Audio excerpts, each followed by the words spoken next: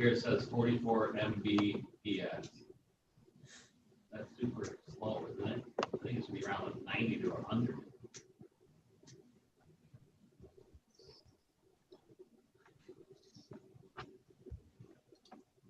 James, iPad, you have your hand raised. Is that for a specific reason?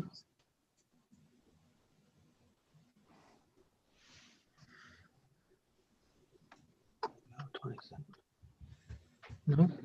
Okay, well, I'll lower your hand for you. Nice. All right, it's 7 o'clock. I'd like to call this meeting to order. Can we get a roll call, please? Yes, Matt Bulgara, I am here. John Cox, Are you guys here in Harbor Springs? Make sure to say your location, please. Oh, yeah, sorry, I was on mute. Here in Harbor Springs. John Leo, Here in Harbor Springs. Nancy Rondell, Here in Harbor Springs. and Al Dyke. Here in Harbor Springs. We do have a quorum. Very good. See, we've got some minutes from February 15th, it looks like. Changes or comments? I read through them and they looked accurate to me, so barring any other changes, I would make a motion to approve. I'll second that. Okay, Nancy Rondell, Yes.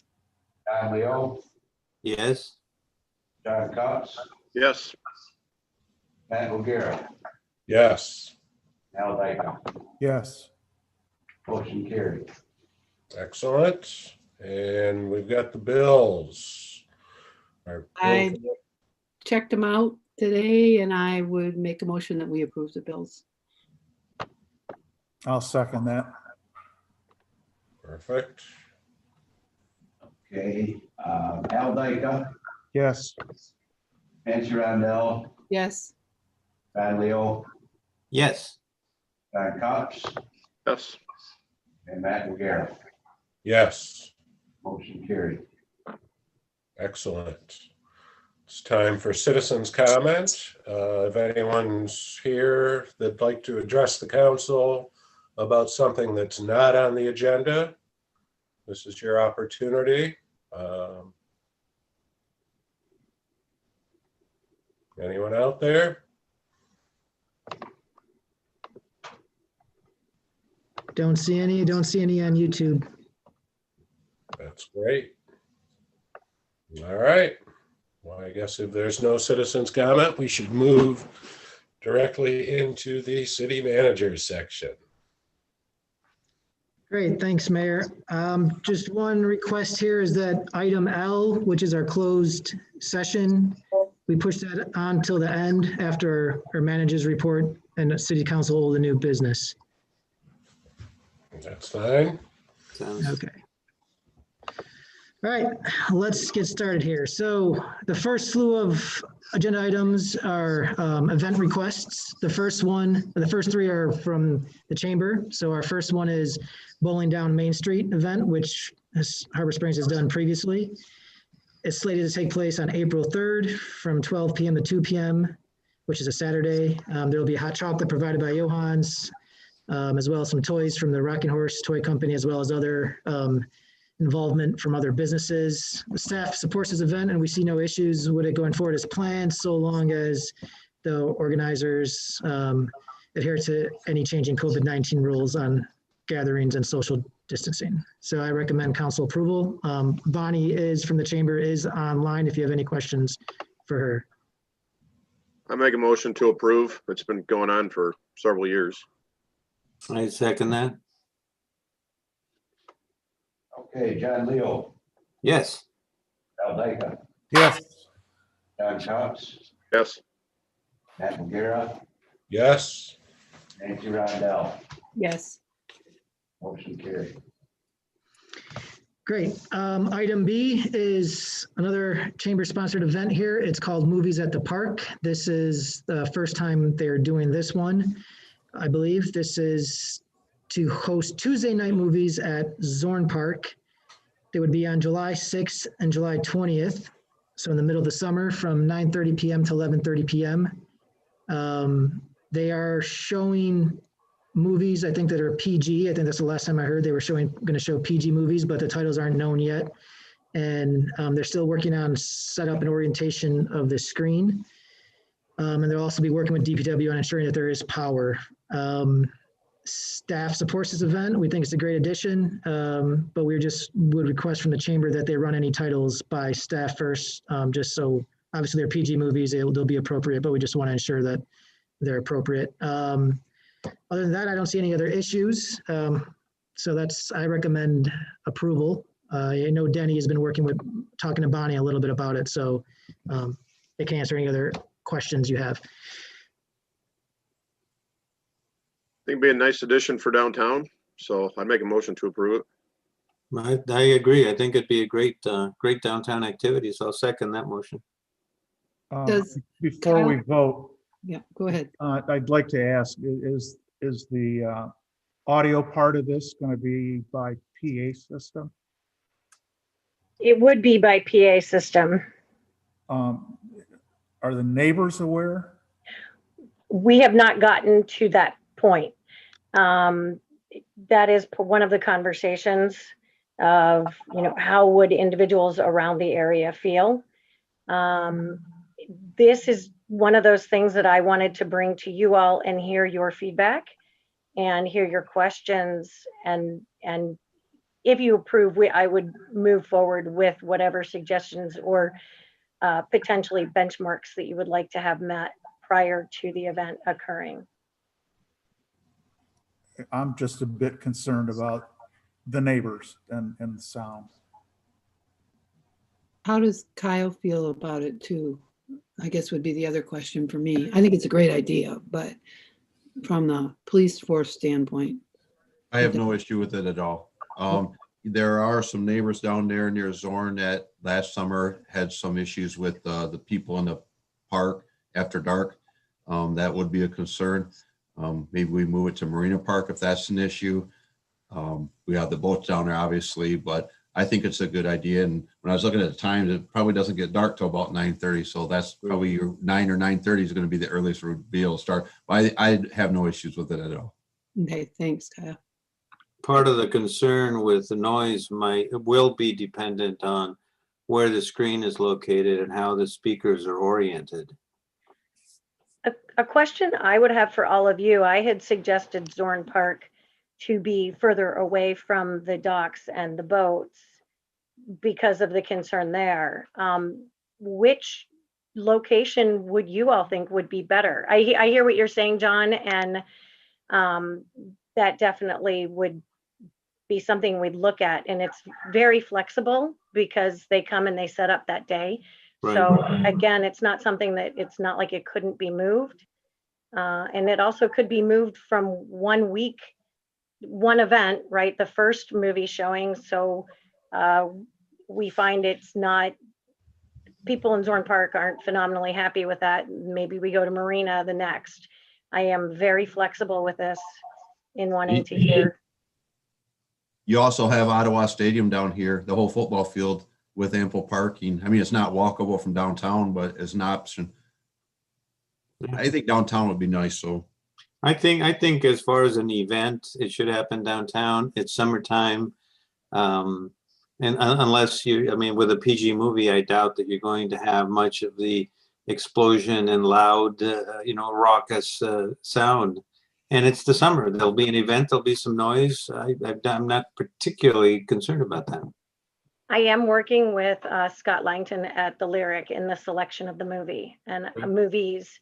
And I would definitely make sure we get approval on the movie title prior to publicizing it. Right. They used to do movies in the park down at Marina Park, and I've been to a couple of those, and the volume was never particularly loud. Right. And I don't think we ever got any pushback there. So I think it's a great idea. yeah, I think it's fantastic.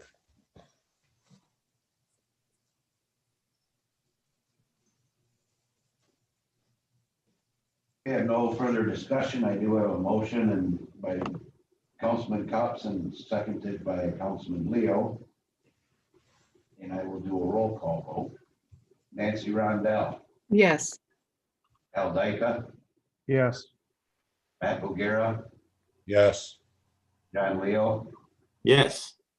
John Cops. Yes. Movies in the park. Cool. Thank you. Item C on the agenda is music at the park. The chamber Bring is it on. applying to host a new event in Harbor Springs, Friday night music. This is addition to the last week or last meeting's request of Sunday music. This is Friday night music. It will be four Fridays, July 16th, 23rd, August 6th, and August 13th. Be different performers. The performances will be between 6:30 p.m. and 8:30 p.m. and the performances will be free to the public. Staff again supports this event, and of course, the same goes with all events this year, is to ensure that the organizers adhere to COVID-19 rules and restrictions on gathering limits and social distancing. So I recommend approval. Of course, I think we're still working on, just like with the other music event, just exactly how the band will be oriented. As it seems like it would be as it has been previously, but there's some flexibility there as well. So. Any discussion on this one? No, I'll make a motion that we approve music in the park. I'll second that. Thanks, everybody. No, thank you for really making an effort, getting a lot of good activities downtown. This is exciting. Thank you. All right, roll call. Al Dyka, yes, Nancy Rondell, Yes. John Leo, Yes. Matt Bogira, Yes. and John Cops. Yep. Motion carried. All right, for our agenda item D, it's another event. This is the Farmers Market. Again, it's been here for several years. They are planning to come back from May 29th through October 16th on Saturdays, and then as well as on Wednesdays, starting June 2nd through August 25th. They are requesting, as they did last year, some barricades and signage from the police department, and that the public bathrooms at the beach will be open at 8 a.m. And we did do that last year, and it worked out fine. I recommend approval based on this being here as it has for several years now. And if council has any questions, you can feel free, but the map is right there to show you. I think we've extended it a little bit for social distancing, the extent of it on Main Street. I make a motion to approve it. I'll second that. Right, Nancy Rondell, Yes. Al Dyka, yes, John Cops, Yes. Matt Bogira, Yes. and John Leo. Yes. Motion carried. Hey, Victor, will you send me those dates tomorrow or something like that? With my fire meeting coming up Wednesday night, I just want to put this on the board so we know that those roads are closed off for certain times. Oh, I'll do that, definitely. All right, thank you. You're welcome.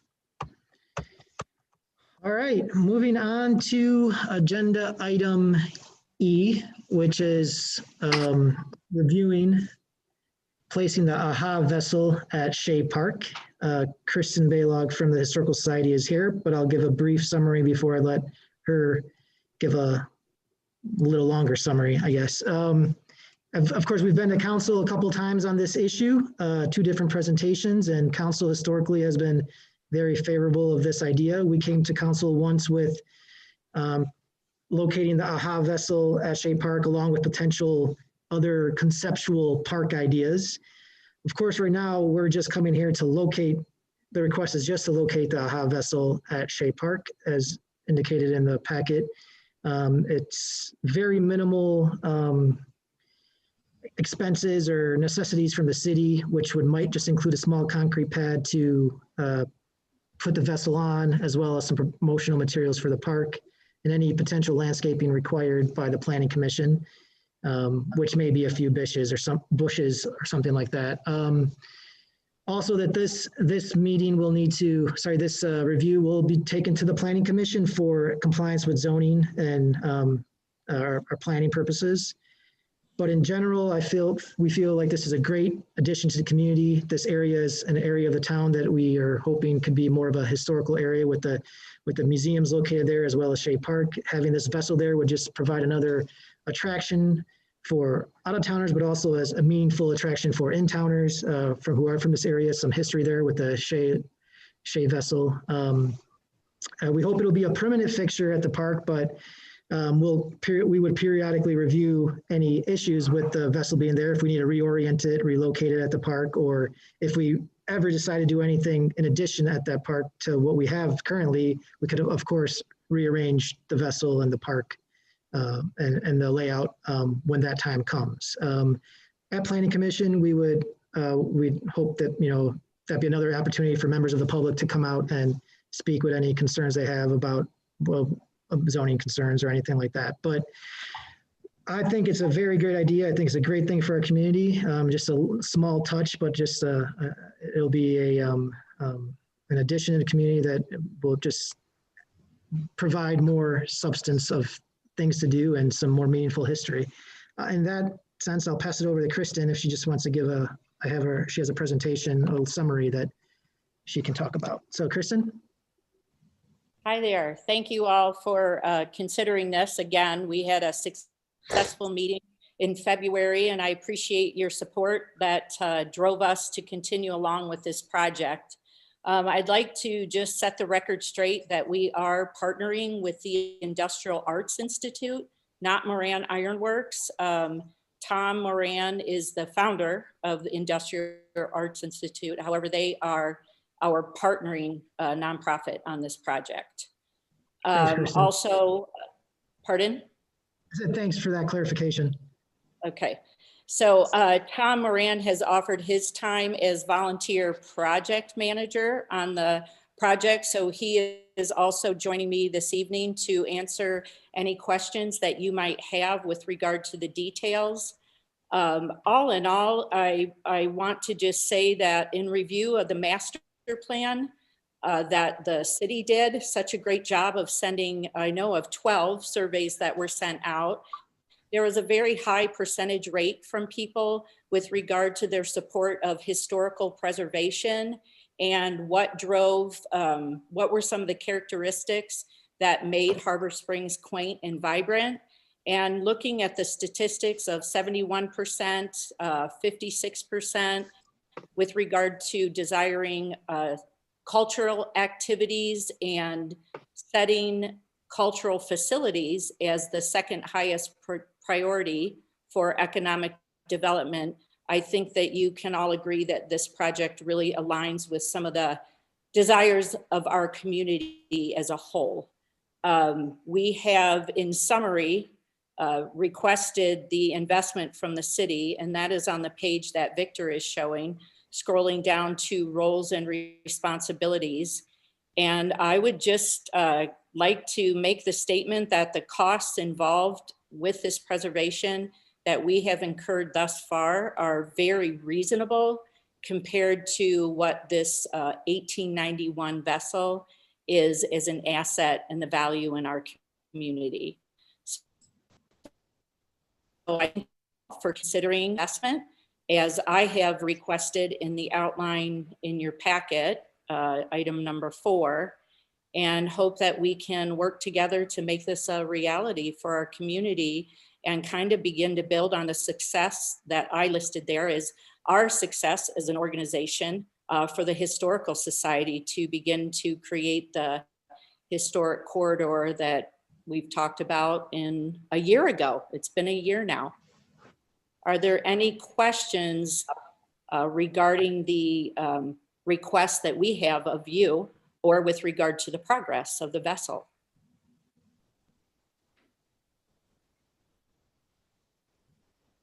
I think you've made great progress. Question about the location where it's going to be. Any thought given to lighting or landscaping to highlight the display after dark? And not at this time. That was not a component of our preservation of the artifact itself. Also in just some verbal discussions at board level and just small, brief discussions with Victor. When we start to get into the city infrastructure, I think that will require more participation with Dennis, the Department of Parks and Rec, and what his future plan is for that site. I don't pretend to think that I could even begin to know, ultimately what would be best for that specific site. Thank you. No, I think it would require both parties to, at least two parties to participate. But if the city is going to pour a slab for the cradle and the ship to sit on, that might be an opportunity to incorporate lighting and or wiring for future projects. I'd hate for us to get to the point where we've poured it and then we say, oh, wouldn't it have been nice to include some upward lighting underneath the cradle and not have had the opportunity to integrate it with the pouring of the slab. I certainly am not against further discussion of that idea. And we've talked about how that might be a second phase. So I'm absolutely open to that discussion. I would agree. Is there any concern with it sitting out in the open in terms of deteriorating or kids climbing on it or anything like that that we need to be thinking about? Do you want to talk to the materials? Yeah, this is Tom Marina. The answer to that is yes. I've been involved in a lot of different public displays and vandalism and disrespect by the public is certainly a part of all of that. But the Historical Society has spent a tremendous amount of money, number one. Number two is it'll be totally enclosed. And number three is it will get no worse damage than what it has in the last 100 years. This thing was chock full of holes, shot full of holes. I mean, it was vandalized and lived in. Yeah. So the answer to that is yes, but at the same time, it'll be much less in a public park under public scrutiny than it was in the wilderness. Where it's powder coated. Yeah. There will be painting that you can see shades of gray are denoted on here. For this is a draft. Obviously, the vessel itself is still in progress. We are working with shades of gray, very minimal color, and it will be powder coated to avoid further dilapidation of the vessel itself. Thanks. Compared to how it was sitting up at the DPW.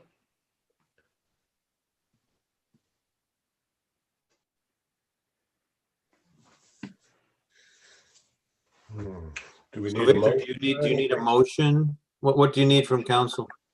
I would definitely like a motion for council approval as pending any conditions from planning commission on zoning or zoning modifications.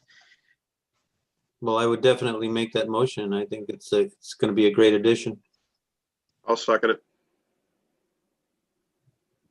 Matt Boogera, Yes. Al Blanca, Yes. Nancy Rondell, Yes. John Cox, Yes. and John Leo. Yes. Motion carried. Great. Thank you, council, and thank you, Kristen and Tom, for that presentation and all the work you have been doing. Look forward to the planning commission meeting next.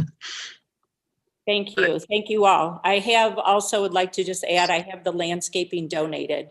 So there's been some good community participation. So thank you all for your investment. I appreciate it. Look forward to moving forward. That's great. Thank you. Yeah, thank you. Okay, thanks for that. Moving on to item F, the final logo selection. So ProImage made some changes to the two logo options that council had narrowed down from 6. And our goal is to select one of these logos if council wants to and provide ProImage with any specific changes to that logo, such as color, font, wording, design, and et cetera. If there are no recommended changes, then this would be our final design. I guess what we have here is what I've shown here are the two different options that we chose one, concept 5, which is now concept 1, but the one you see as concept 1 was the one where most council members were in favor. It was a modification, modernization of our existing logo. And then concept 2 was the other logo that council members recommended. And it was a shot of downtown. And if the earlier recommendations, just for your memory, for your recollection there, are was their first modification of option 1. And then the second one, sorry, was there to the right of it as well. So I guess I'll open to council for any discussion on the 2 logo choices, and if there's one you prefer, and if there's any changes to that one that you would want to pass along. Yeah, I like the new modifications on option 1. I think it looks good. Yeah, I'm personally good with either one. I like them both, so I can go either direction. I had a reasonable amount of feedback from different people, and then I asked a different set of people what they thought. And I think concept 1 at this point is the way to go. Victor included a reasonable amount of feedback that the city had received. And I do think that I'm fine with the colors, although colors over, through a monitor don't tend to reflect what they'll actually look like when they're printed or when they're put on letterhead. And I would, the selection of the font is something that I know is critical, but that I'm not that adept at. I would, however, encourage us to have a very crisp design with fonts that will reproduce on all of the different media where the city would plan to use this. And I would think that the designers have the experience to know what to do and what not to do to ensure that it'll be usable going forward. But That's a good point. Step 1. That's absolutely true. I'll make sure, I'll double check with the designers, and I'm sure they do have that. What we have here in the packet you see on your screen is a compressed PDF version, which alters the images and everything because Absolutely. the file put on the website.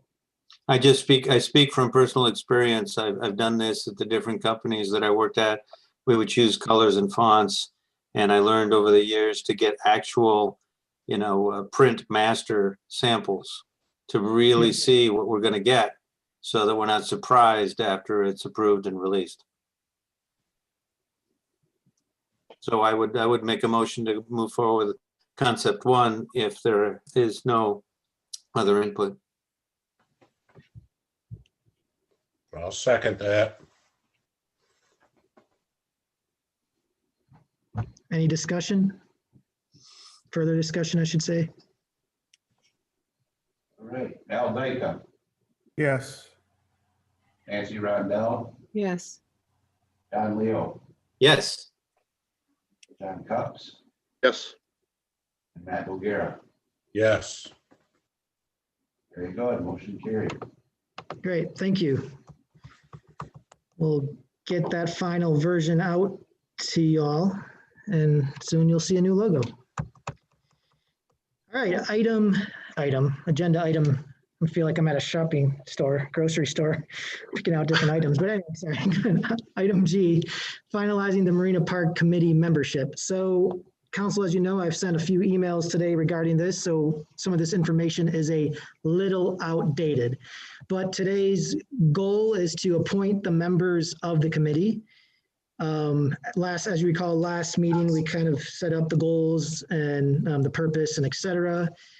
Once we have all the committee members set up, Denny, as a chairperson, will start taking over scheduling dates and times for the meeting and getting everyone organized. So today's focus is just on appointing the members.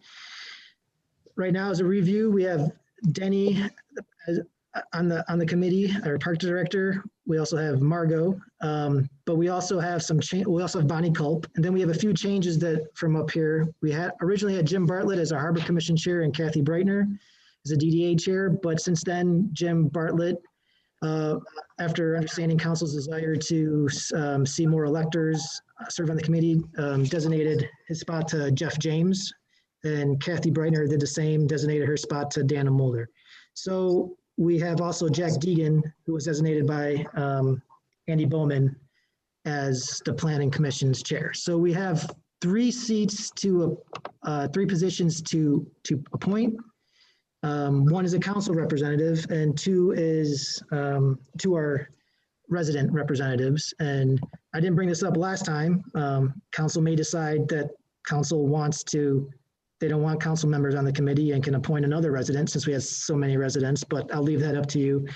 Don't want to throw a curveball in the game here, but as you also see a list of residents who have applied to be on the committee. There was also a couple that were emailed out to you. One, I believe, was George Nesterovich and Eric Wiseman. I believe George was a city elector, but Eric was not. And then I just received a chat from Karen Stroh, who also would like to put her name in to be on the committee.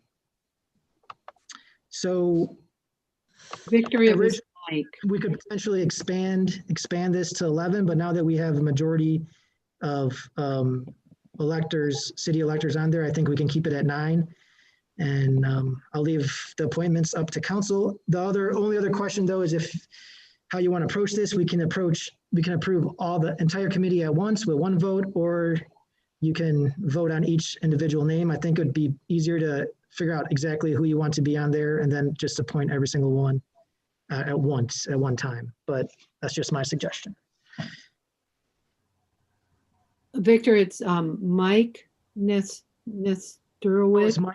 Yeah. I said George. I'm sorry. Yeah, Thanks. that's okay. That's all right. That's all right. All right. Well, I guess probably the first place to start is do we want a council representative on? I mean, we've got the final say on this, so I don't know. It might be better to bring in another just regular person off the street to work on this. I kind of agree with you, Matt. I think it would be better to have another citizen probably. Like you said, we get final say in all this and can put our 2 cents in wherever, but.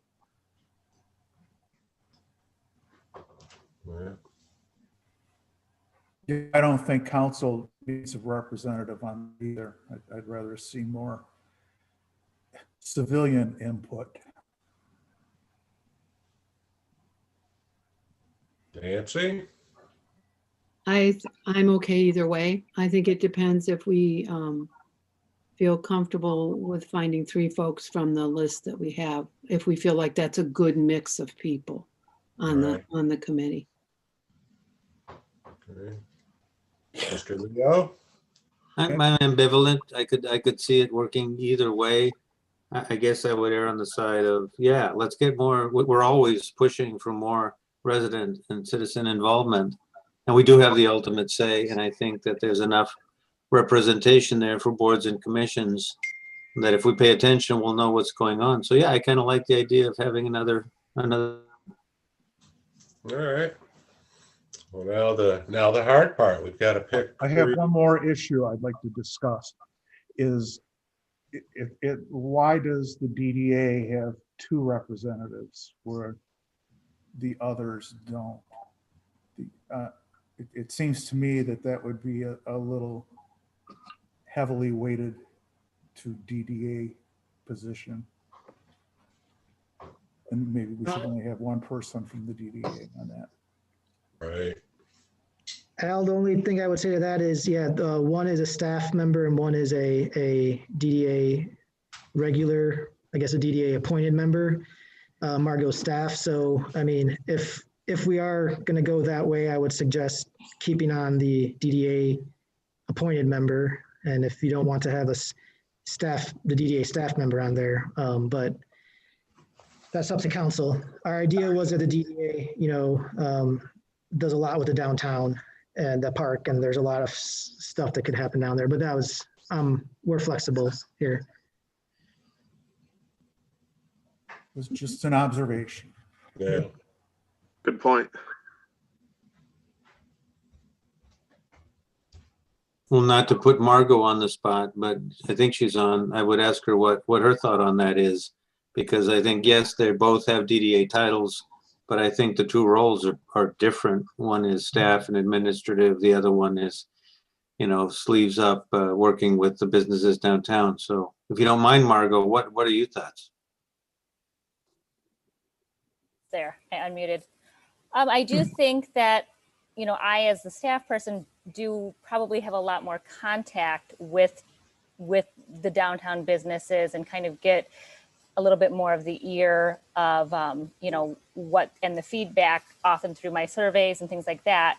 Honestly, I would be okay with whatever council chooses. I do think it is a slightly different role as a staff member as opposed to a board member, just because I am able to go back and report to my board of the DDA as well as interact daily with businesses. So, but I will leave the choice up to you guys.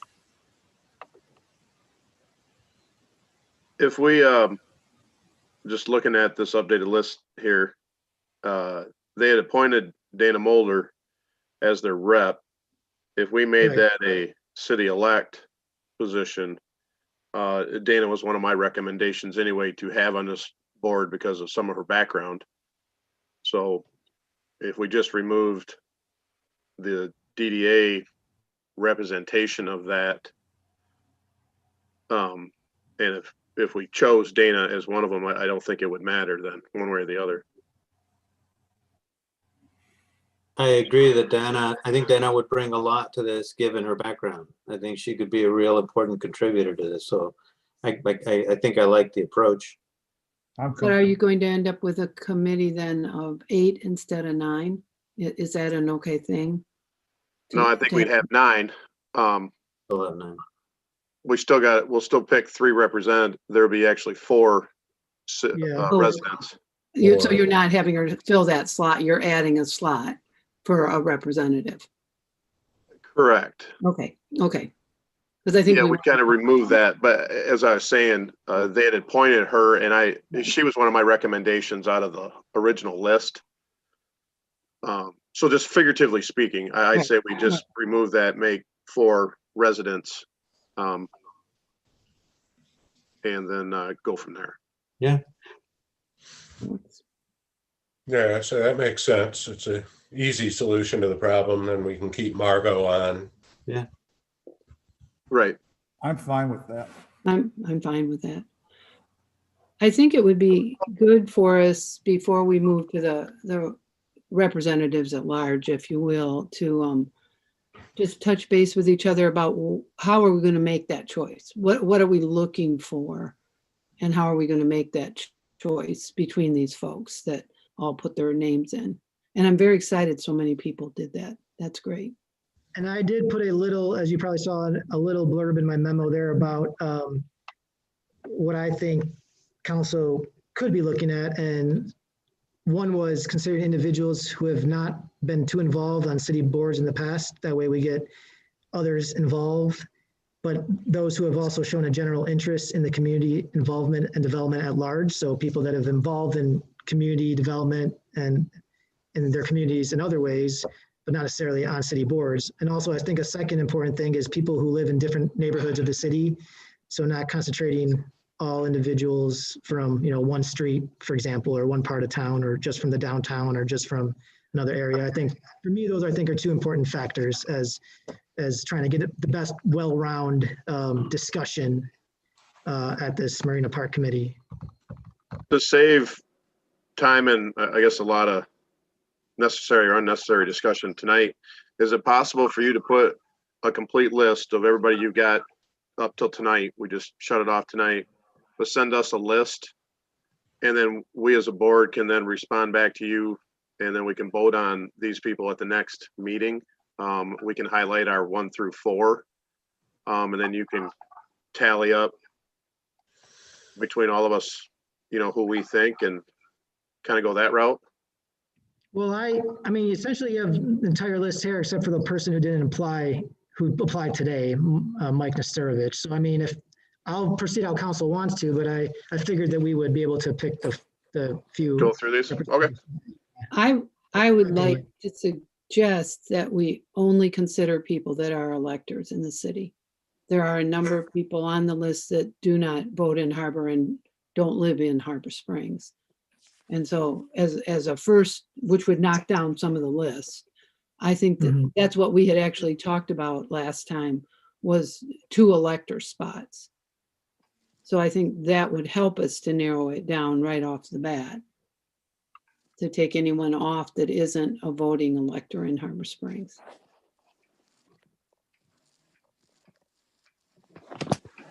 We have a chat from Karen Stroud here. Can you add my name to the visible list before the city council? I am happy to address any questions anyone has. So Karen Stroud and Mike Nestorovich to that list as well. Okay. Another thing, go ahead, Matt. Yeah, I was just going to say I'm with you on, we can just eliminate the non-electors and work on just the people who live in town, make our decision from those people. I did a little bit of research and actually looked up when all these electors first voted, because there's some of them that I don't know. And I was curious of how long had they been electors in town. It's a very interesting thing to do, to look at the voter rolls and how long people, the earliest voters are in 1950. As the earliest date of when people started voting here that are still on the rolls. So I found that interesting. I also think we should think about how much time do these electors actually spend here. There are people that vote here that really don't spend a lot of time here in Harbor. So, if we have that information, if we know that, I think that's something we should consider. The other thing I've thought about is we've got really strong representation for downtown businesses between the DDA representatives and Dana, of course, because even if she's not on as a DDA member, she has a bent toward downtown. So I think we should think about trying to find some people that aren't so directly connected to downtown, so that are just residents.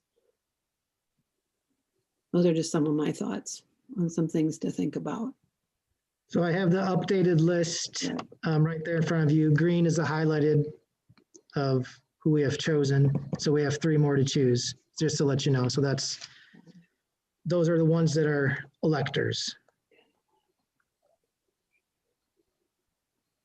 Well, I would just put this out there to say, Scott Reese, John Wayman, and Karen Stroud.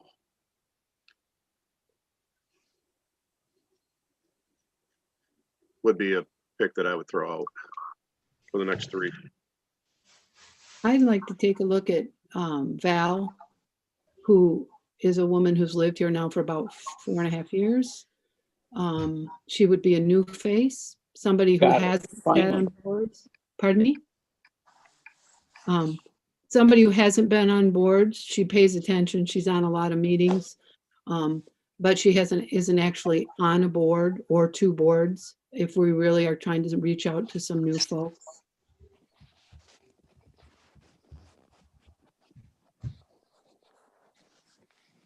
Looking through the submittals and talking to people in town, because I don't know all of these people, my list would be Valerie Hosea, Sharon Mahalik, and John Wayman.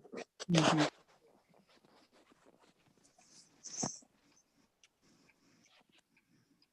Yeah, I know a fair amount of these people. I think Scott Reese would be a good fit, and Sharon Mahalik, and David LaMarche might be a good choice. He's been lived in town here for a long time, and as far as I know, he's never served on any committees. David is one, and I don't know David personally, but he has only been an elector since less than a year in town. I don't know how long he's lived here, but he's only been an elector for less than a year. Right. He comes and goes. So, That's a little bit of a concern of mine if we're looking for year-round folks that are here. Scott has been here the longest of any of these folks, voting wise, but he also is a very strong representative, again, of downtown, very retail oriented and downtown oriented. Right.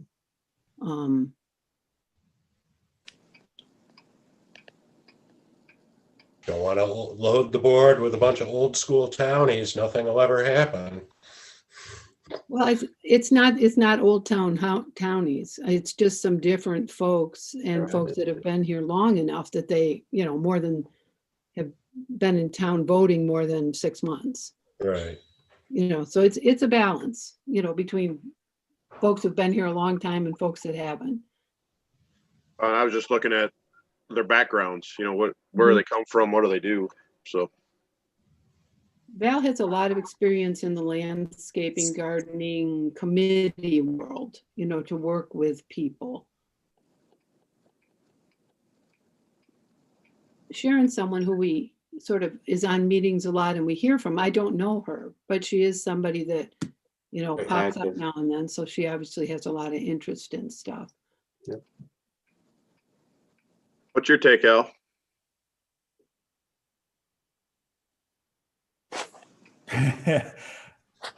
I like the idea of waiting until the next, so that we can look at how long we've been here, like Nancy said, and take a closer look at their bios that they sent. And I don't know a lot of these people on the list, so I'm a little cautious at picking people for the committee for that important piece of property.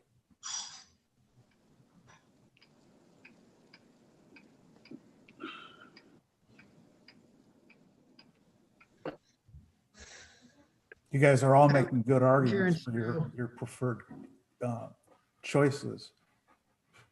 Actually, I think Karen just had a good idea that maybe we should get them to these, I don't know, or 10 candidates or whatever, get them to submit a short bio so we could learn something about them before we make our decision.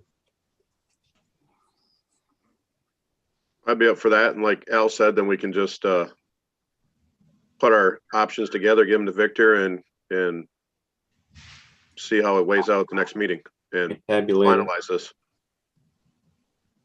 So to be clear, do you guys want to accept more applicants, or the applicants that we received to date is the last call? So this is it. This is all we're.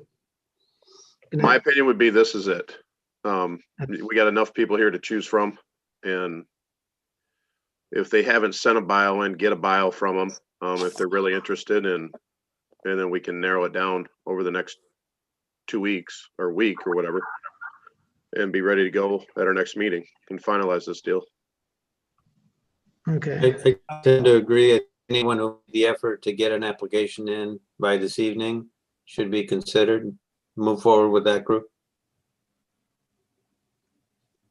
All right, then I'll come back with more information for you on March 15th, and then I'll hopefully have a easier way of being able to choose the candidates.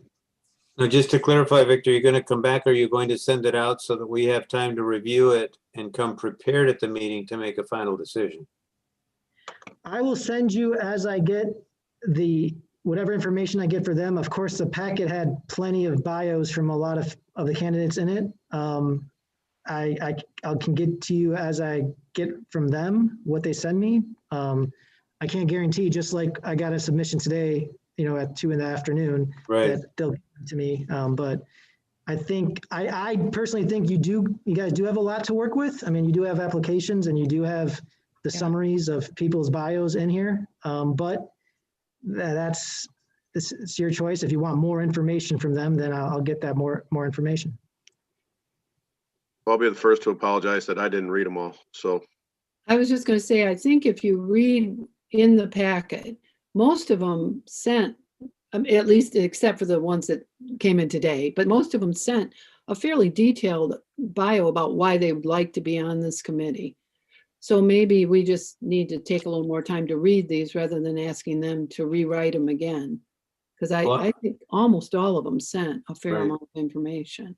Well, I thought the information that we were going to be reviewing was the work that you did, Nancy, as far as, you know, how long they've been here and how long they've been electors. Because you're Well, right. I mean, people did submit and some Yeah. people provided more information than others. To Right. me, that's just part of what you review when you Right. make a decision on who to select. We have a comment from Kathy Breitner who says 4 weeks to pick volunteers, given the info provided is a long time. The committee has to do work by summer. Right. That's what I was pushing. If we're going to delay to the next meeting, that we should have everything done and analyzed so we can make a decision at the next meeting. If we're not ready to do it today, then we should make it mandatory that we do it at the next meeting. I agree with you. I'd be happy to send to Victor. It's very easy to get the information of when these folks started voting here. I mean, I can send you that. Not going to send you subjective stuff about each of them because I don't know some of them, but I can certainly give you the dates when they first voted, registered to vote, if that's helpful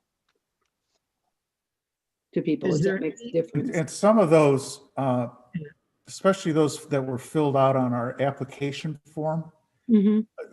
there was one in particular that was so light I couldn't read it. And that's part of my problem. It's clean them up so I can read them all. And those that have not sent a bio should be asked to do so. Those that have already, they don't need to do that again. So in particular, what other information does council want? Because at last meeting, it was just, you know, that they're electors of the city. Is information like how long they've been electors? I mean, is that where, do we want to get down that route? I mean, what other information do you guys need to be able to make a decision? It's important to me, so I can get you that so we can make a decision, because I felt like this was a meeting that we were going to make a decision. But if we need to wait till next March 15th, that's fine. But what information is going to help you make that decision?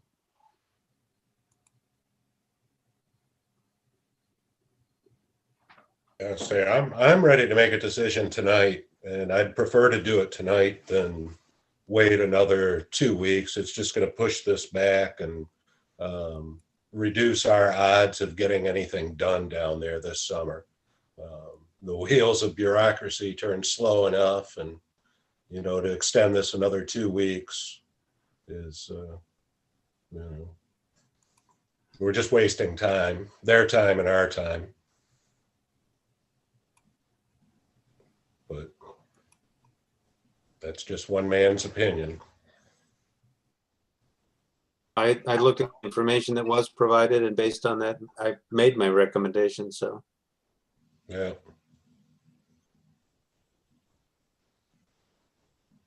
So the way to proceed, let's first take a vote of, I think we should take a vote on whether we want to proceed at this meeting or proceed at March 15th meeting. So we don't waste much more time if that's the way we want to go. So if there's a motion at the table to make the decision tonight or to make the decision on March 15th, I'll leave that up to you guys. I'll make a motion that we wait till March 15th.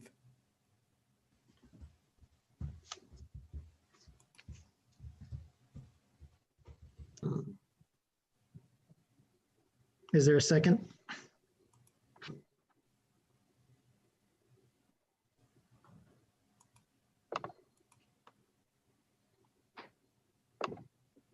I don't hear a second. Motion failed. Motion fails. That's all right. All right, so motion failed. So then we have proceed with tonight. So what I would recommend is maybe we get a list of all of those who you want. So each council member go through one more time those three other members they want to see on, and then we'll see where there's similarities and see which ones have been eliminated by that. Okay. So I'll do this alphabetically. Mayor, you go first. I would like David Lamarche, Sharon Mahalik, and Scott Reese. Thank you. John Cups. I was looking at John Wayman, Karen Strow, and Scott Reese. Thank you. Next on that list would be Al. I'll go with Chip Everest, Sharon, and Karen Straw. Thank you. John Leo. John Wayman, Sharon Mahalik, and Valerie Jose. And thank you, Nancy. Val, Hosea, John Wayman, and Sharon Mihalik. All right, so based on that, we have, we can eliminate a few people. You can eliminate the one, so Bill Brown did not get any recommendations, so I'll just, sorry. I'll highlight the ones that eliminate here. So Bill Brown and Tim and Mike. So those three did not get any recommendations. We have Sharon, who had 4 out of 5. We have Scott, who had, sorry, we had John Wayman, who had 3 out of 5. Chip and David each only had 1. The rest had 2. So Karen had 2, Val had 2, and Scott had 2. So I'll run that one more time. David and Chip each had 1. Karen, Val, and Scott had 2. John had 3, and Sharon had 4. Based on that, I would recommend that, because that's the way the council has done it, is a majority for Sharon and Sharon and John, and then there'd be one more to pick from, but that'd be my recommendation, since Sharon and John had 3 out of 5. And will you cross out the single vote people for me, please? Okay, yep, I can do that. That was David and Chip. Where's Chip? And John is in and Valerie's in. So yeah, if you can highlight John and Sharon, the same as Dana.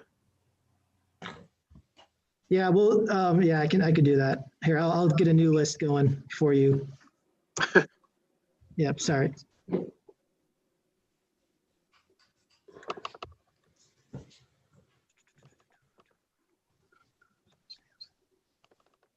John is green and Sharon is green.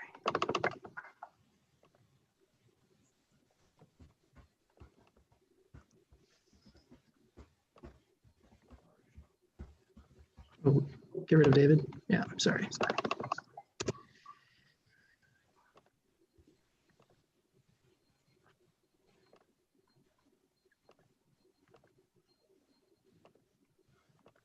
I think this is it.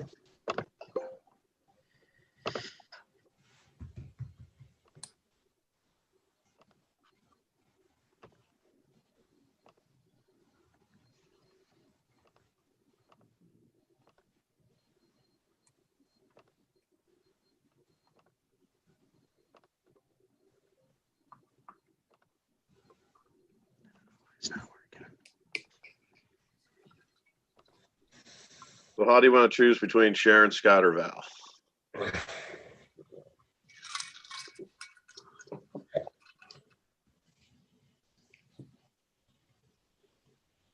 And Karen Stroh. Okay. Yeah. So, yeah, that's I have Sharon and John on, so it's between, right, Karen, Val, or Scott as the last position.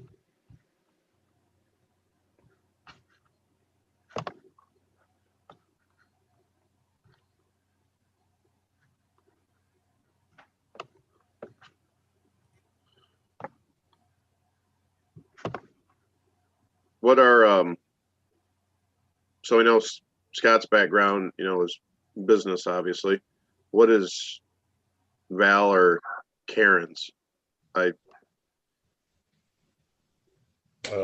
Karen's been a sporting goods rep in the area for a long time. Her and her husband rep a couple of lines up here. Okay. And I don't know anything about Valerie. Yeah, I have no idea who she is. Val is done a lot with, her bio was pretty complete that she sent us about some of the work she's done with different committees and landscaping things. I can't pull it up because it's on my computer. But hers was pretty complete. She told us quite a bit about it. I think Karen would be great. My hesitation with Karen, and I know you're on, Karen, is just that she's on 2 other committees. She's on Harbor Commission and she's on the Tree Committee, which we just put her on those within the last month or 2. So if we want new blood, we have to, and Karen would be a great committee member. Well, that makes sense. But That's this a good point. I can't read it all. And I can't read that. I'm sure Scott would be great too, but again, then it's another representation of downtown and retail. I was just looking for somebody that was out of those spheres that we have pretty well represented. Scott's retired now, so he's not really involved business.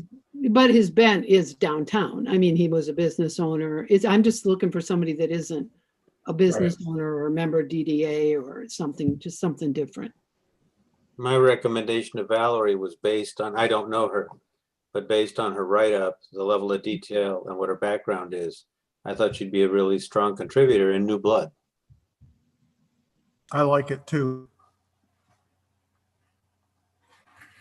All right. Do we all like Valerie? I'll vote for Valerie. Yeah, I mean, I'll go that route. Yep. So it looks like there's consensus there. So the final list that we would have then, I'll just run it by you one more time. Of the 4 resident appointees is Dan Mulder, Sharon Mihalik, John Wayman, and Val Hosea. In addition to the 3 addition to the Harbor Commission rep, the Planning Commission rep, Danny the Parks Director, Margot DDA Director, and then Bonnie from the Chamber. That's a total of 9. Which I believe about 7 would be electors. So if that sounds good to you, I would take a motion to recommend those be the 9 committee members. Yeah, and if my recommendation would be Scott as an alternate if one of these other appointees decides not to do it. That's smart. Yeah, that's a good idea. So I would, and the only reason I think Karen would do a good job, but I kind of liked the idea she's already on a couple other committees where she's going to have a say in some things that go on down there. So nothing against her here, but Scott being retired and his background, I think would be a good alternate. So if that was a motion from John, I would second that. That's a good thought. And before there's a vote, just one last comment. Karen Strow as a public comment. I've lived here since the early 90s and my husband has kept a boat at the Marina several summers part-time. She also has a bio in with the city of Harbor Springs. But and again, nothing against Karen. I just think, she's already involved with a couple other committees, which was a good point brought up. And so I think we'd be comfortable with what we got here. All right, I have a motion by Councilman Copps, seconded by Councilman Leo. And I'll do a roll call. Matt Gugera. Yes. Al Dyka. Yes. Nancy Rondell. Yes. John Copps. Yes. John Leo. Yes. Motion carried. Great, thank you. I know that was a little That was Cumbersome. fun. That's what you were gonna say, right? That was fun. Cumbersome. Trying to type and highlight things on Microsoft Word, but anyway, we're good to go. So Denny and I will get together to send out notice to everyone on the committee, and we'll hopefully get started soon here. So thanks, council. Thanks for the hard work on that one. Moving on to item H. I'm going through the whole alphabet here. Okay, item H, tree-based project bid selection. I'll hand it over to Margot just for anything she wants to talk about, but we issued this in January, the project. We got one bid from it. It was from Harbor Springs Excavating. Their bid came in for just over $250,000.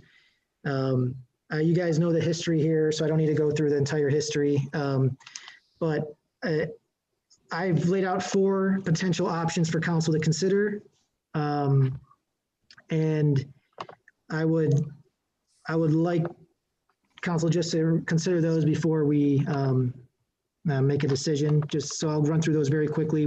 Option number 1 is to table the project for a few years or for some period of time until the city and DDA can save up or raise money for the larger streetscape project as presented, and either do nothing with the tree bases this year or have council invest some money for temporary low-cost tree base enhancements such as flowers or anything that we can think of. Second option would be to proceed with the cost of the project while either pushing back other capital projects planned for this year, or don't push back the projects and use the monies from our general fund balance. Option 3 would be do not proceed with the project at all, or option 4 would be alter the project and proceed with part of it, such as by only going with the grate installation part, or as mentioned last fall by staff, doing the project in phases, such as doing 1 block at a time. I don't recommend options 2 or 3. I don't recommend that we proceed at it at the cost presented or don't do the project at all. I think the best options are either going to be tabling it for some future time to be determined based on whether we can raise the capital or not, or option number 4, which is try altering the project and proceed with part of it, or go as in phases. So that's just my recommendation, but I'll leave it up to council for any of your thoughts there. And if Margot or any DDA member has any comments about the project, the bid process, and et cetera.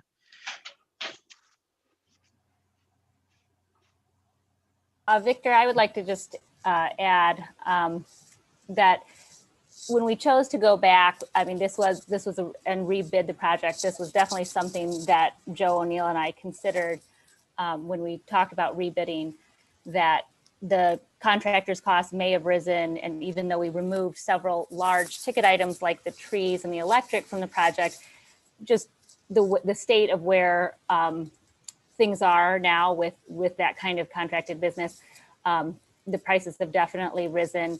I think that overall we see that this has been a good learning experience, that we know that if we choose to do this full streetscape project, we really understand what the costs are and what it is, both whether it's a joint project with the DDA and the city coming up with funds.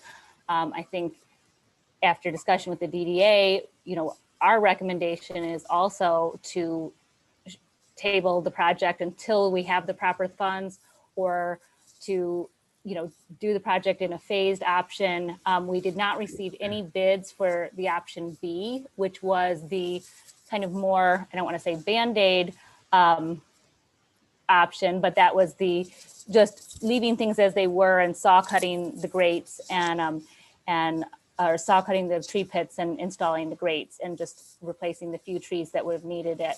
So we don't really have anything to, to compare, this large scale project to at this point. But I think we've had discussions as far as if we were to table this and wait, that the DDA would start looking into bidding for the summer just to do some short-term improvements, checking with landscapers to see what, as far as flowers, something like that, just to make them presentable so that we don't have go through another summer with the tree grates in the state that they were in the last couple of years.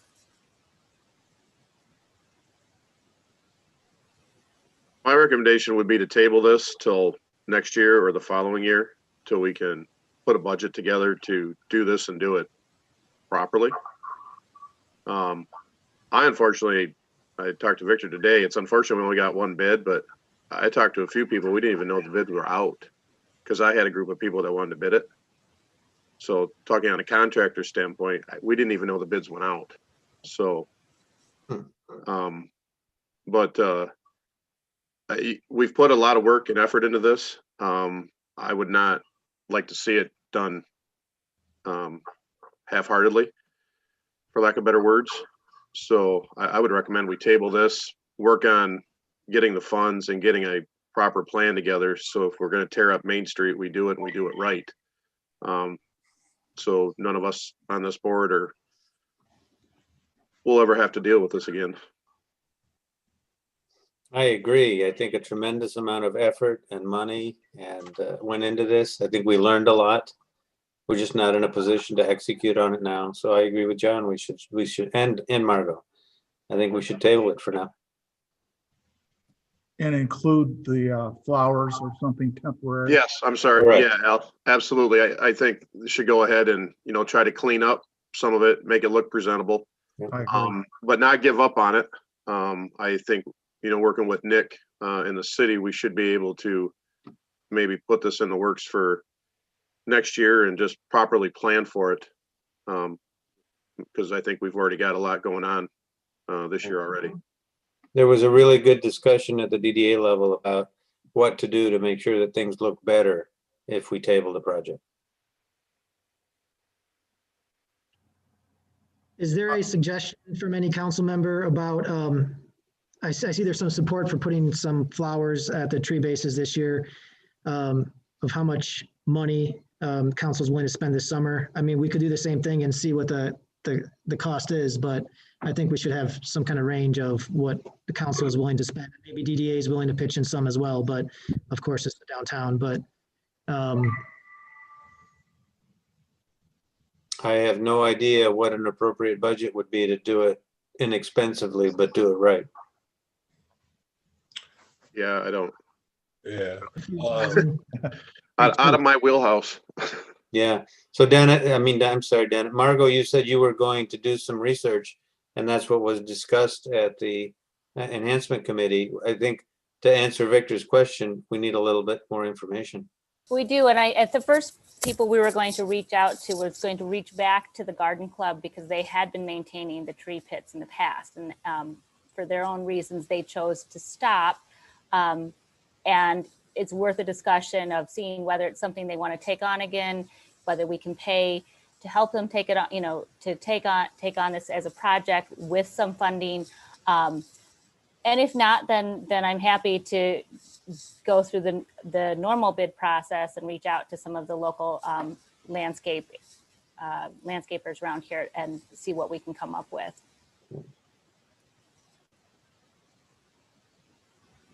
that's fine with me. Thanks. And it seems to me that the city should add some money to the DDA's pool rather than take it all out of the DDA. Yeah, they don't have any money. We're working with our money, the city's money right now. Okay. So we got a couple comments. Kathy Breitner says, let us get some bids in for flowers and maintenance and then discuss. Dan Mulder says maybe $100 per tree times 35 trees is $3,500. So that gives us a ballpark figure, but Margot and they will get some figures back to us and should be no problem. So Victor, do you need a motion? We would need a motion to table to reject the bid, yes, because we did get an official bid and we need to reject that or not accept that bid and then table the project. So I would make a motion that we proceed with, basically, I guess it's 1B. I'll second that. I'd like to add something to that motion. I'd like to put a $5,000 cap on it. Fine. I'll support that.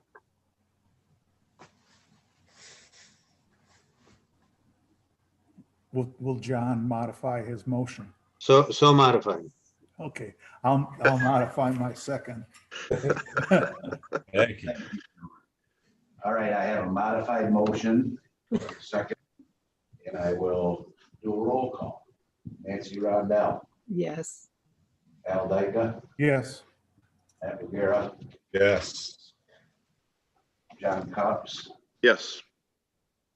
John Leo. Modified, yes. Very good.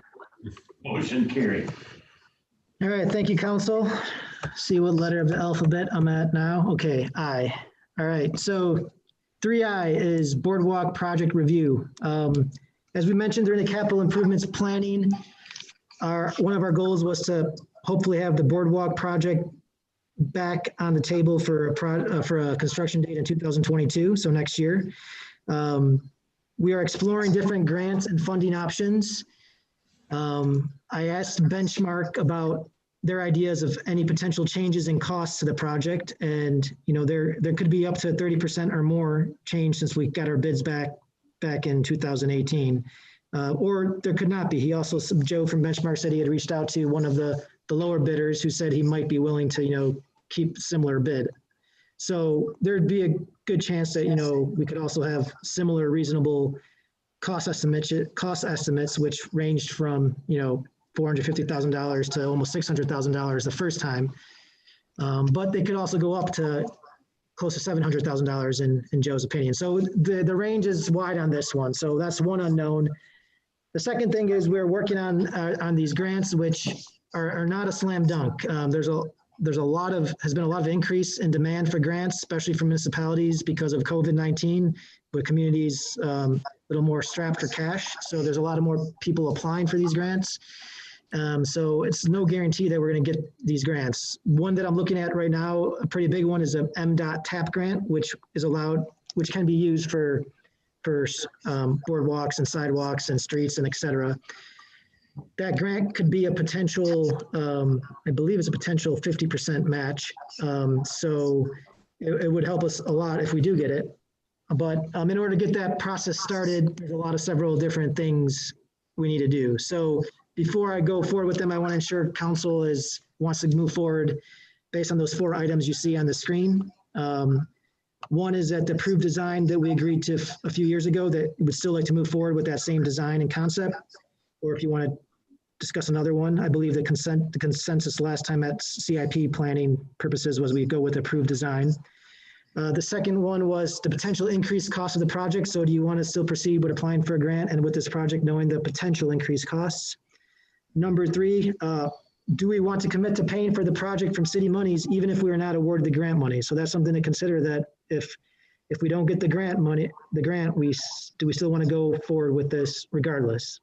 And then potentially delaying the project until 2023 if we are awarded a grant and their timetable requires us to wait, because usually they have their own timetables for grants, and sometimes it could take a year and a year and a half before you're allowed to proceed with construction. So if council is okay with all 4 of those points, I'll go ahead and initiate the grant process. We'll have to come back to council for future public meetings that are necessary for applying for the grant.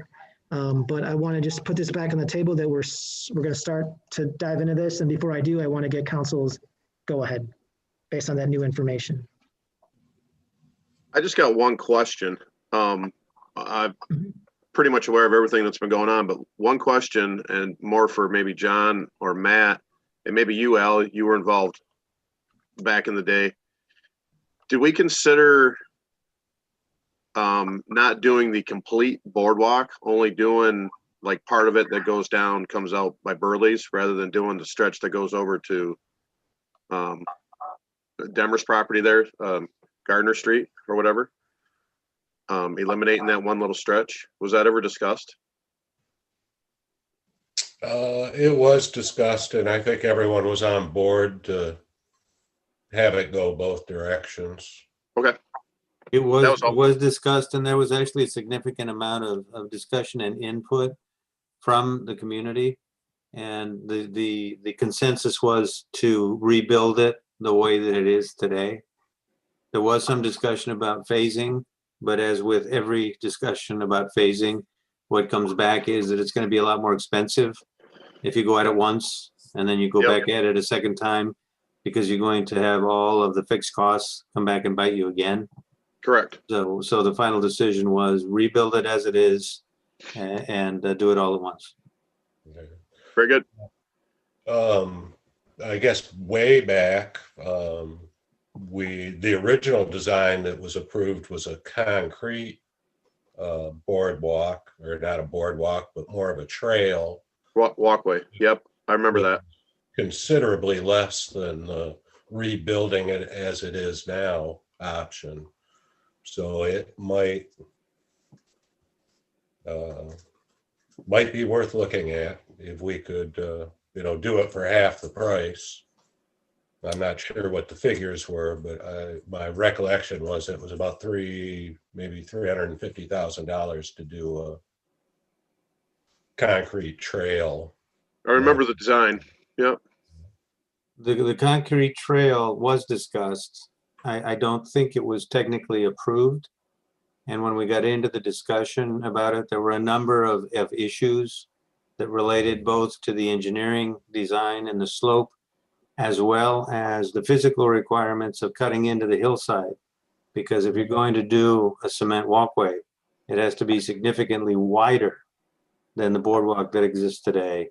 And it got into a number of issues that I think made it impractical. Yeah. Well, the original project we approved was the concrete, and then it got changed when we got a new council. They came back and changed their minds. So Well, not that's to fine. belabor the point, but I think if you go back, the $350,000, actually, I think it was $320,000, and you can go back to the minutes, it was approved as a placeholder in that budget with the caveat that we would come back and look at the actual designs in the following budget and adjust it as necessary once we had bids. All right. That's fine. I mean, if there's no traction, there's no traction. It's not my money, not your money. Technically it is. Yeah, well, spend it like you got it, buddy. Well, we need to do something. Oh, I'm sorry, Al. I was not part of that discussion. That was after my time. Okay. So I guess then my recommendation is, again, are we fine with all four of those points? So we can get moving on this project, or is there any desire to any words of caution, or should I just move forward with the grant process? I think pursuing grants makes perfect sense. The one of the four bullets that you're asking us to agree that we'll pay for the project from city monies. If we're not awarded the grant monies, wouldn't we at that point come back, look at the budget cycle and make sure that we could afford to pay for it at that point? I think that is the plan. My idea is that just to know that we are tentatively scheduling this project for 2022, as we did with the CIP. Right. But if we're going forward with this grant process, I don't want to just, if we don't get it, to just be, I guess, wasting city resources and time for a project that we won't do if we only get a grant for it. So I want to make sure that.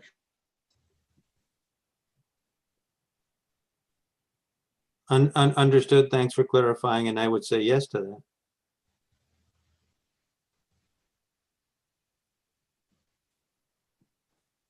So do you need a motion? Yes.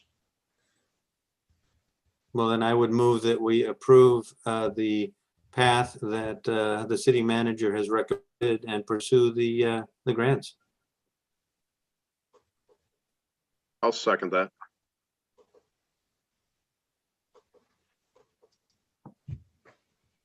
I'm wondering if we lost our connection to City Hall. Victor, we can't hear you. Yeah, I can't. Yeah, he just dropped off. Yeah. Okay, hold on. He'll probably be back. And the battle was lost for lack of a Zoom connection. It's your meeting now, Jim. It's all you. I think we're about to lose Jim too. I totally support everything you guys are doing.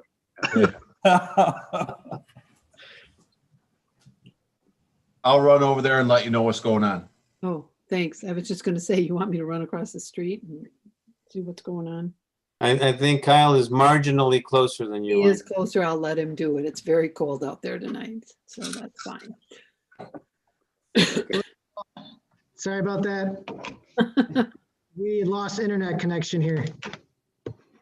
That's been going on quite a bit around here. I've had a heck of a time with Charter lately. He's Yeah. gone. There he is. Sorry about that, guys. I don't know where we left off after I gave my spiel. John made a motion to accept your proposal as presented, and I second. Okay, Nick? Yeah. Okay. Nancy Rondell, Yes. Al Dyka, Yes. John Leo, Yes. Ed O'Gara, No. John Cox. Yes. Motion carried. Okay, thank you. Moving on to item 3J. Adopting the city tree plan. For the last year or so, or actually a little bit more than a year, the tree advisory board and the city staff have been working on adopting or crafting a tree plan. As you see, the 4 purposes are on the screen there. And I'm sure you guys had at least some time to browse the tree plan. But the idea is to give staff and officials more information and have us make better decisions regarding tree planting, care, and maintenance, to inform and educate the public about issues related to tree care and maintenance, and guide the city in creating and implementing ordinances, policies, and processes related to tree planting and removal, as well as creating opportunities for increasing the city's tree canopy in order for the city to realize the benefit of the trees. So there's a lot of good information in the tree plan. There's, the tree discussion of the value of trees, the tree inventory, planting guidelines, maintenance procedures, policies, ordinances, public outreach, and funding, et cetera. There's several goals that the tree advisory board wants to work toward, as well as city staff. There's also an appendix which includes supplemental information. The tab approved this plan at its February 19th meeting.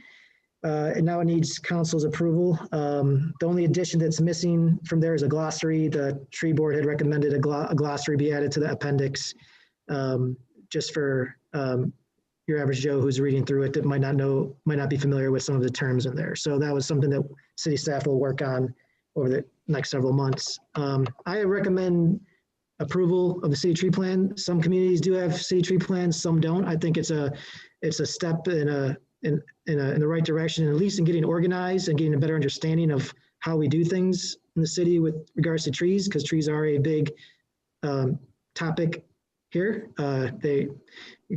From whether it's from donating a tree or talking about the bluff or other issues, tree grades, tree bases, as you know. So I think it'll be a good thing for the city staff and city policymakers to have as a guide. Well, I saw the work that went into this, and Victor was a very significant contributor to that. I think it's a great tool. It bolsters what the tree board is trying to do with trees within the city. And I would make a motion to approve. Public comment for Dan Mulder saying this will be a great tool for the city and the community and will be a good basis for grants going forward. So we have a motion by John Leo and a second by Al Dyka. Yep. Is there any other discussion? Other council members? It's a great piece of work. Yeah. Yeah. Thank you. Yeah, no, they did a great job. It'll actually, some of the pruning tips will come in useful at home. You're right. Yep. All right, so we have a motion. So I'll do the roll call. Nick stepped out for a second. Matt Bagara, Yes. John Cups, Yes. John Leo, Yes. Al Dyka, Yes. and Nancy Rondell. Yes. All right, thank you. Tree plan is officially adopted. All right, moving on to the next agenda. You do need to update the logo, Victor. Yeah, that's gonna have to happen on a lot of documents. All right, we are moving on to item 3K, which is Administrative Ordinance 21-01. This is the same ordinance essentially that we had last year for allowing businesses to use parking spaces for outdoor display of goods, allowing alcoholic beverages to be consumed at, for example, a designated city park, allowing restaurants or bars to sell and deliver food to such park, curbside pickup, et cetera, et cetera. These measures were adopted last year as a temporary administrative ordinance as a response to COVID-19. Planning Commission had one meeting about this and also a public hearing about it. There was there's overall support for it. And the idea was hopefully some of these in the future could be made permanent as well. But right now, this administrative ordinance would extend from whenever we pass it today to November 1st, 2021. And then at that time, I imagine we could look at whether we want to make any of these permanent or not. So I'd be looking for a motion for council approval of or adoption of the ordinance. And isn't this something you brought up a meeting or two ago? Yeah, I was looking for more expanded stuff, but I mean, this is fine. It's what we did last summer. So yeah, I think I'm good with it. So I would make a motion to approve. I think it's the right thing. I'll second it. Al Dyke, Yes. John Cox, Yes. and Leo, Yes. Matt McGarrett, Yes. Nancy Rondell. Yes. Motion carried. Okay, going on to, before we go to closed session, city manager's report. A couple of things just to update you on. We're still doing public meetings by Zoom and YouTube. The state health department has not yet allowed indoor gatherings of more than 10 people from 2 different households. So we'll still be moving remotely. We have bids out for the spillway landscape project. We are hoping for that project to happen in the spring, but a lot of contractors are saying they might not be able to get in the spring. So we'll let you know if that might be a late summer project, if it has to be that way. And also it is late winter and early spring, excessive water on the roads due to freezing and thawing. So we just want to remind the public that this creates more potholes. So just be more cautious when driving. We'll get to them, but this is that temperature where potholes are prone to be creeping up everywhere. And in general, as far as meetings, Plan Commission met, as we talked about, for Ordinance 21-01, as well as language for signed flag ordinance. Eventually, once Planning Commission reviews and adopts some sort of language for that signed flag ordinance, it'll be back in council probably late April, maybe May. So just expect that to be on your radar in the future. And the tree board, we welcome the 2 new members, discussed the year's goals, and elected a new chair, which is Sue Stewart, and vice chair, which is Dana Mulder. And so that is all I have. So I guess the next item agenda, Mayor, is boards and commissions and city new or old business. Yeah, no one's up for boards and commissions, so there's nothing there. And I guess new and old business. I have nothing. Victor, how is the solar panel thing going? Were you able to get what you needed from the fire authority and move forward with stuff? I do have what I need from the fire authority.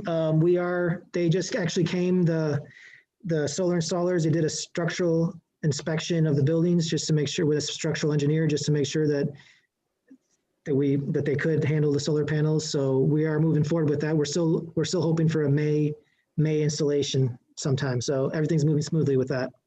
Cool. Thanks, John. Anything else for new and old? Nope, I'm good. Good. Jim, could you give us some verbiage for closed session, please? I will do that. We would need a council person to move that the council meet in closed session under Section 8E of the Michigan Open Meetings Act to meet with the city attorney regarding trial strategy in connection with the pending litigation involving Carter Williams and John Freudenberger, on the ground that an open meeting could have a detrimental financial effect on the litigating position of the city. I would love to make that motion. Thank you, Mr. Mayor. Second, Thank you, Al. Okay, Nancy Rondell, Yes. John Leo, Yes. John Cops, Yes. Al Dyke, yes. Matt Bulgara. Yes. We are now in closed session. I ask everyone to, if you're not a staff or council member, please exit the Zoom meeting. And or I'll kick you out. I'm sorry to be so mean.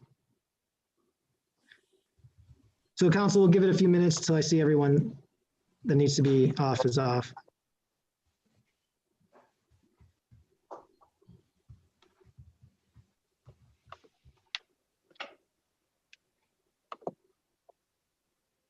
We could be drinking nice cold whiskeys and all now. Make it fun. So all I see is that we have Kathleen's iPad. John, is that your Kathleen?